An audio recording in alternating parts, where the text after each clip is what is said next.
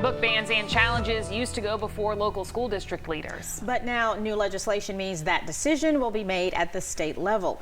Our Conley Grayson spoke with an advocate for education to kind of understand what this upcoming school year will look like. Conley? Tessa, Katie, I spoke with a representative for SC4Ed. SC4Ed, Steve Newsom, believes the new regulations are already creating chaos. The State Board of Education now has the final say on which challenge books will remain in school classrooms and libraries.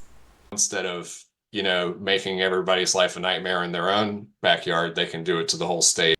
SC4Ed, Steve Newsom, believes the state governing challenged books is an act of censorship. And the state board will be put in a position of either having to seem like they're engaging in viewpoint discrimination, or I would think they would adhere really to the letter of what the regulation says. And because of the way it's written, it gives, I think, individuals way too much power in a democratic society. Newsom says the regulations take power away from the local elected school boards. They just move the mess from the local districts to the state board, which is going to be even less equipped to deal with it. He argues the state board, whose members appointed by legislative delegations, will now act as an appeals court, something Newsom says the state doesn't have the capacity to do. The State Board of Education was not designed to do what this regulation is requiring it to do. Newsom calls the legislation a political move. I think ultimately a lot of these bans are going to be found to be unconstitutional, just as they have in the past.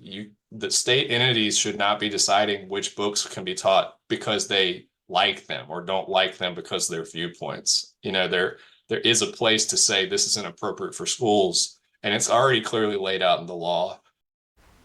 The ACLU released a statement today stating in part, quote, South Carolinians are less free today than they were yesterday. By crafting and promoting a broad new book banning policy, Superintendent Ellen Weaver has handed a blunt instrument to her ideological allies in the pro-censorship lobby, end quote. The State Board of Education says the form to make complaints is not finished yet. Once it's done, it will be made available on school districts' websites. They also say they have had extensive conversations and provided additional guidance to local school districts. Working for you, Conley Grayson, News 4.